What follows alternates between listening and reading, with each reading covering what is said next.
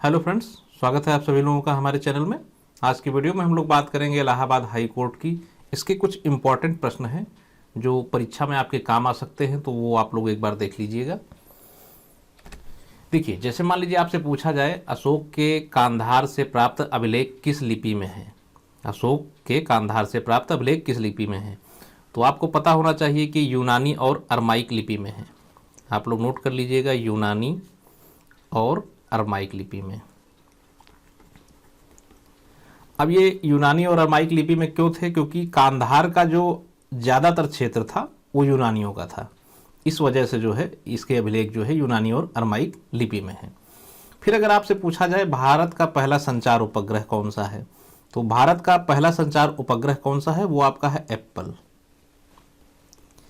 और अगर यहीं पे आपसे पूछ लिया जाए कि विश्व का, भाई बताइए आप, विश्व का पहला संचार उपग्रह कौन सा है, तो आप क्या बताएंगे? आपका उत्तर होगा टेलस्टार। नोट करते रहिएगा ये आप लोग, टेलस्टार। तो ये दो चीज़ें आपको क्लियर हो गई। फिर अगर हम लोग बात करें सीएजी ऑफ इंडिया कौन है इस समय, ये हैं आपके श्री गिरीश चंद्र मुर्मू जी। नोट करिएगा, श्री गिरीश चंद्र मुर्मू जी, है ना। और सीएजी की अगर बात करें तो इसका मतलब होता है भारत का नियंत्रक एवं महालेखा परीक्षक। यानी कि अगर इंग्लिश में कैग के फुल फॉर्म की बात करें तो आपका होता है controller and editor general of India. ठीक है, इनका कार्यकाल क्या रहता है? कार्यकाल की बात करें अगर हम लोग, तो इनका कार्यकाल 6 वर्ष होता है या फिर 65 वर्ष। ठीक है, 65 वर्ष की आयु, यानी कि या तो 6 वर्ष इनके पूरे हो जाएं तो इनका कार्यकाल पूरा हो जाता है, या फिर 65 वर्ष की अवस्था जो भी पहले हो पूर्ण कर लिया हो इन्होंने, तो इतने समय का इनका कार्यकाल रहता है। और इनकी नियुक्ति कौन करता है, ये क्वेश्चन पूछे जा सकते हैं। इनकी नियुक्ति राष्ट्रपति के द्वारा होती है। कौन करता है? राष्ट्रपति करता है। कैसे करता है? प्रधानमंत्री और मंत्रिपरिषद की सलाह पर। तो इतनी चीजें आपको क्लियर होगी। फिर पूछा गया है राख के साक्ष्य किस पुरापाषाण कालिक स्थल से मिले हैं? कहाँ से मिले हैं? तो इसका सही जवाब होगा आपका कुरनूल गुफा। नोट कर लीजिएगा, कुरनूल गुफा। ये क्वेश्चन अक्सर पूछे जाते हैं। ठीक है, नेक्स्ट देखते हैं। भाषण एवं अभिव्यक्ति की स्वतंत्रता किस अनुच्छेद से संबंधित है? ये पॉलिटी का क्वेश्चन है। तो भाषण एवं अभिव्यक्ति की स्वतंत्रता जो है किस अनुच्छेद से, किस आर्टिकल से जो है संबंधित है? तो ये आपका होता है आर्टिकल 19A। ठीक है, अनुच्छेद 19A। ठीक है, ये बात आपको क्लियर हो गई।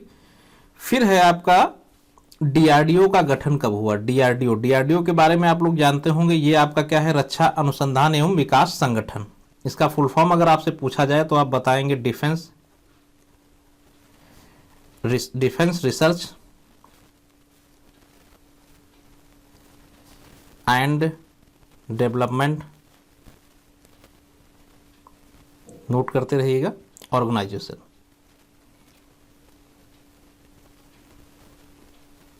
Defence research and development organisation. इसका गठन कब हुआ था? इसका गठन हुआ था 1958 में।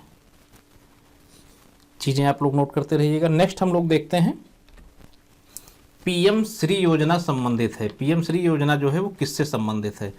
तो पीएम श्री का अगर आपको फुल फॉर्म पता है तो आपको पता चल जाएगा कि योजना किससे संबंधित है। क्या होता है पीएम श्री योजना का फुल फॉर्म?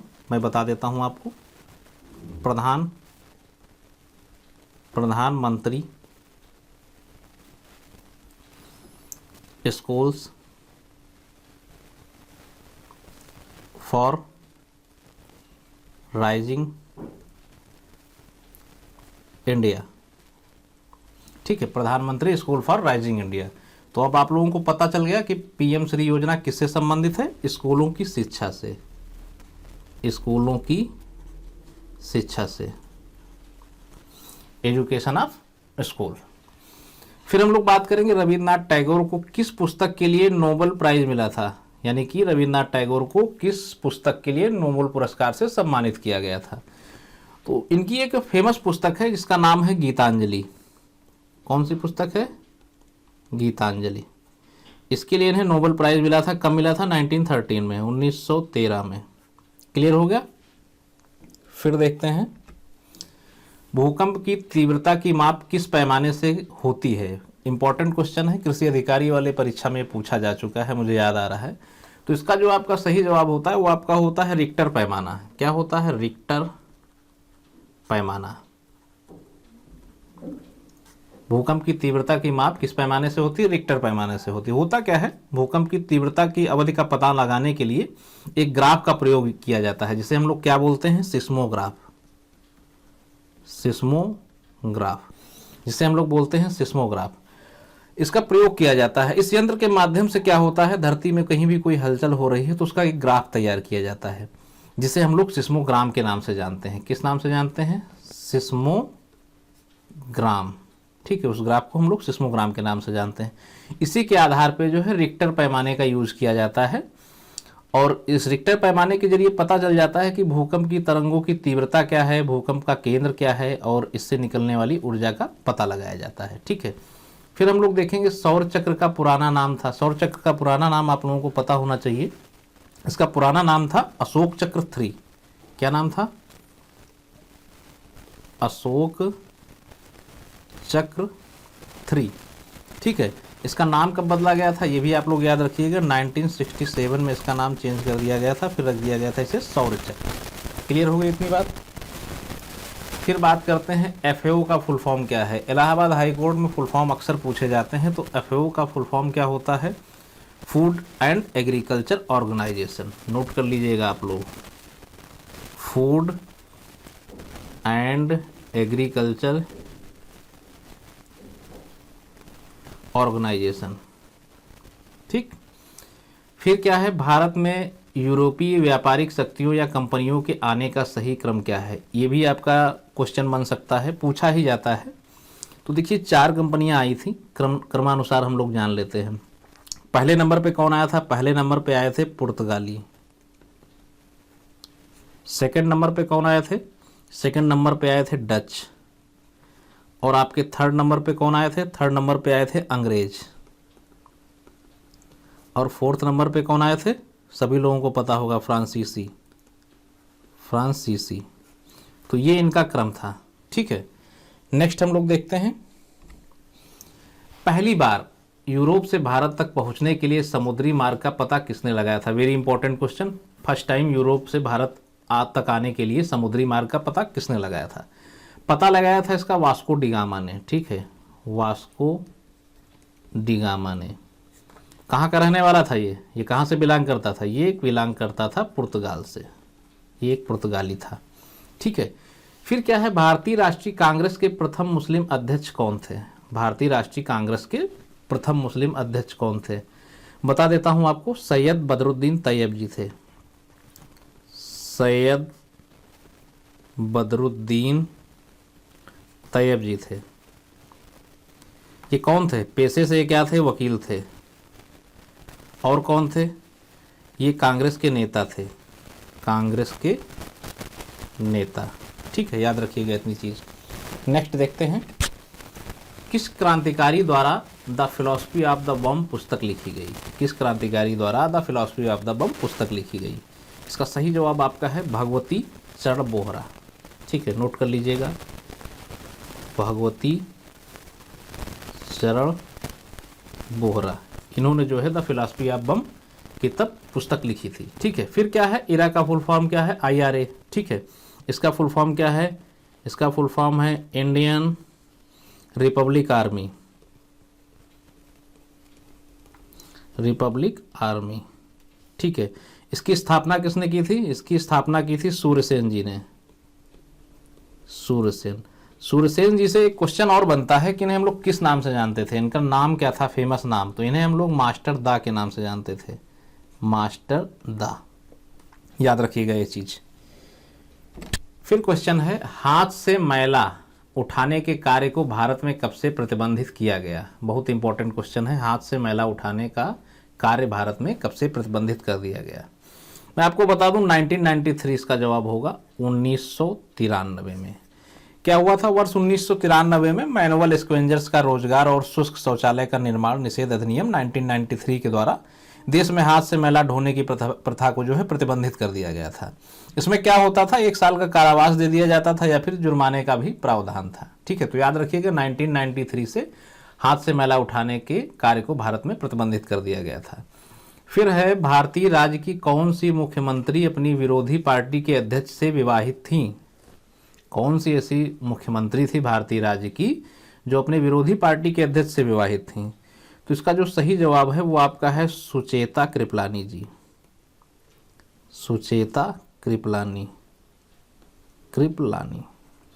ठीक है, इनका विवाह किससे हुआ था? इनके पति जी थे आचार्य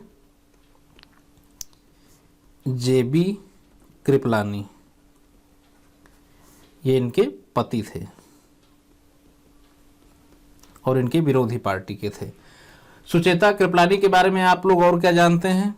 ये भारत की प्रथम महिला चीफ मिनिस्टर थी। ठीक है, भारत की पहली महिला जो थी वो मुख्यमंत्री थी। ठीक है, याद रखिएगा, ये चीज पूछा जाता है। नेक्स्ट देखते हैं, विनाशकारी कीड़े और कीट अधिनियम किस वर्ष लागू हुआ? ये भी शायद कृषि अधिकारी वाले एग्जाम में पूछा जा चुका है। तो इसका सही जवाब है आपका 1914। ठीक है, 1914 में विनाशकारी कीड़े और कीट अधिनियम लागू हुआ था। फिर ज्योग्राफी से आपका है, भोर का तारा किसे कहते हैं? अच्छा क्वेश्चन है, भोर का तारा किसे कहते हैं? तो भोर का तारा हम लोग शुक्र ग्रह को कहते हैं। अच्छा, शुक्र ग्रह को और भी क्या कहते हैं? इसे हम लोग सांझ का तारा भी कहते हैं, सांझ का तारा। इसके अलावा क्या कहते हैं? इसके अलावा इसे जो है पृथ्वी की जुड़वा बहन भी कहते हैं। क्या कहते हैं? पृथ्वी की जुड़वा बहन। सूर्य क्या है? सूर्य सौरमंडल में सबसे गर्म ग्रह है। ठीक है, सबसे गर्म ग्रह है। सूर्य नहीं, सॉरी, शुक्र की बात कर रहा हूं मैं। शुक्र जो है इसे भोर का तारा भी कहते हैं और सांझ का तारा भी कहते हैं। इसके अलावा पृथ्वी की जुड़वा बहन कहते हैं और ये जो है सबसे गर्म ग्रह है। शुक्र जो है सबसे गर्म ग्रह है। फिर हम लोग बात करते हैं लाल ग्रह किसे कहते हैं? तो लाल ग्रह हम लोग मंगल ग्रह को कहते हैं। अगर आपसे पूछ लिया जाए नीला ग्रह किसे कहते हैं? तो नीला ग्रह हम लोग पृथ्वी को कहते हैं। ठीक है, फिर है बसंत विषुव कब होता है? बसंत विषुव कब होता है? बसंत विषुव होता है आपका 21 मार्च को, 21 मार्च। इस दिन क्या होता है? इस दिन दिन और रात की लंबाई समान होती है। ये कह सकते हैं कि ये संकेत होता है कि बसंत ऋतु की शुरुआत होने वाली है। ठीक है, फिर आपका है 1 डिग्री अक्षांश कितने किलोमीटर को दर्शाता है? 1 डिग्री अक्षांश जो है आपका 111 किलोमीटर को दर्शाता है। ठीक है, याद रखिएगा 111 किलोमीटर को दर्शाता है 1 डिग्री अक्षांश। फिर हम लोग बात करेंगे सिंधु जल समझौता संधि कब हुई? सिंधु जल समझौता संधि कब हुई? ये संधि जो आपकी हुई थी 1960 में हुई थी। ठीक है, किसने इसको करवाया था? इसको विश्व बैंक ने करवाया था। विश्व बैंक ने इस समझौते को करवाया था या इस संधि को करवाया था। किसके बीच हुई थी ये हुई थी भारत और पाकिस्तान के बीच में। ठीक है, इंडिया एंड पाक के बीच में ये जो है संधि हुई थी। इस पे दस्तखत किसके किसके हुए थे? उतने टाइम जो है भारत के प्रधानमंत्री थे, पीएम थे पंडित जवाहरलाल नेहरू। पंडित जवाहरलाल नेहरू, तो इन्हीं के साइन हुए थे। पंडित जवाहरलाल के नेहरू जी के साइन हुए थे। और पाकिस्तान के नेता थे एक जनरल अयूब खान। ठीक है, इन दोनों लोगों के जो है इस करार पे दस्तखत हुए थे। ठीक है, ये अक्सर पूछ लिया जाता है कि सिंधु जल समझौता संधि 1960 में हुई थी, इसको विश्व बैंक ने करवाया था, इस पे किसके सिग्नेचर हुए थे? ये क्वेश्चन पूछा जा चुका है, याद रखिएगा। फिर आपका क्या है, भाखड़ा नांगल परियोजना किस नदी पर स्थित है? भाखड़ा नांगल परियोजना किस नदी पर स्थित है? तो मैं आपको बता दूं ये सतलज नदी पर स्थित है। ठीक है, सतलज नदी पर स्थित है। ठीक है, और ये क्या है? ये भारत का सबसे ऊंचा गुरुत्वीय बांध है। सबसे ऊंचा गुरुत्वीय बांध, याद रखिएगा, पूछा जा सकता है। फिर हम लोग बात करें भारत का सबसे ऊंचा बांध कौन सा है, वो गुरुत्वीय बांध था, जो सबसे ऊंचा गुरुत्वीय बांध था। पूछा गया भारत का सबसे ऊंचा बांध कौन सा है, तो भारत का सबसे ऊंचा बांध है टिहरी बांध। टिहरी बांध, ठीक है। ये किस नदी पर स्थित है, ये भी पूछा जा सकता है आपसे। ये भागीरथी नदी पर है, भागीरथी नदी। फिर है भारत का सबसे लंबा बांध कौन सा है, भारत का सबसे लंबा बांध है हीराकुंड। हीराकुंड। अब पूछ लिया जाए किस नदी पर स्थित है, तो ये महानदी पर स्थित है, महानदी पर स्थित है, ठीक है। इतना क्लियर हो गया। फिर हम लोग देख लेते हैं विभिन्न देशों की संसद के नाम। जैसे अपने भारत की संसद को क्या कहते हैं, भारत की संसद को हम लोग संसद ही कहते हैं, ठीक है। अब अगर रूस की बात करें तो रूस की संसद को हम लोग क्या कहते हैं, रूस की संसद को हम लोग बोलते हैं ड्यूमा। क्या बोलते हैं, ड्यूमा, ठीक है। अमेरिका की संसद को क्या कहते हैं, अमेरिका की संसद को हम लोग कहते हैं कांग्रेस, ठीक है। अमेरिका की संसद को कांग्रेस कहा जाता है। चीन की बात करें, चीन की संसद को क्या कहा जाता है, तो उसकी संसद को कहा जाता है नेशनल पीपुल्स कांग्रेस। इसकी एक खास बात यह है कि ये सबसे बड़ी संसद है, ठीक है, सबसे बड़ी संसद है ये। ताइवान की संसद को हम लोग क्या बोलते हैं, युआन, युआन बोलते हैं ताइवान की संसद को। नॉर्वे की अगर बात करें तो नॉर्वे की संसद को बोला जाता है स्टोर्टिंग, ठीक। इतनी बातें क्लियर हो गई।